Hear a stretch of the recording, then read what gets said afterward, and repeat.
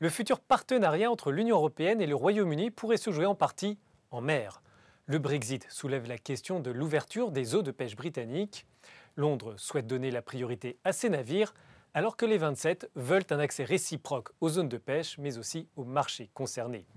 Voici un aperçu des enjeux vus de Belgique. Il est 6 heures du matin.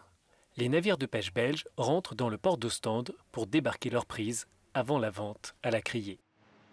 Cette routine se déroule 3 fois par semaine. 75% des poissons vendus à Ostende sont pris dans les eaux britanniques. C'est la seule qui est la vedette des prises. Les eaux britanniques comptent plus de poissons que celles de la mer du Nord. Malgré le Brexit, les pêcheurs belges espèrent pouvoir poursuivre leur activité à proximité du Royaume-Uni. Le bateau de Bruno passe 60% de son temps dans les eaux britanniques. Le Brexit pourrait donc avoir un impact majeur sur son activité. Nous sommes souvent là, dans un port anglais. Les pêcheurs, quand on parle ensemble, c'est toujours « Ah, tu pêches tout notre poisson ». Si ils le ferment, je suis sûr qu'il y a la moitié de la gagne pour nous après. Les règles européennes allouent à chaque État membre des quotas par espèce de poisson. À l'heure actuelle, les navires européens font plus de la moitié de leurs prises dans les eaux autour du Royaume-Uni.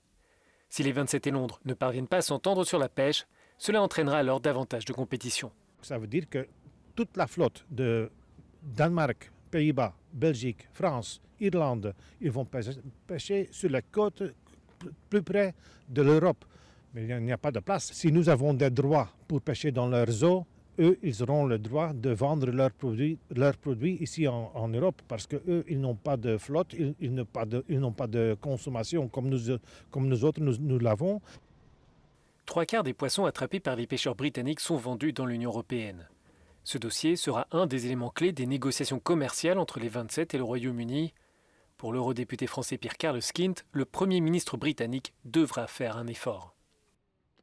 N'oublions pas, s'il n'y a pas d'accord de pêche, il n'y a pas d'accord de commerce global. Et donc, tant qu'il fera traîner la pêche, nous ferons traîner le commerce. Et là, ce sont les entreprises anglaises qui ne pourront que difficilement exporter. Et là, il va y avoir un problème. Mais le temps presse. Les 27 souhaitent trouver un compromis d'ici le mois de juillet afin de faire avancer les négociations commerciales.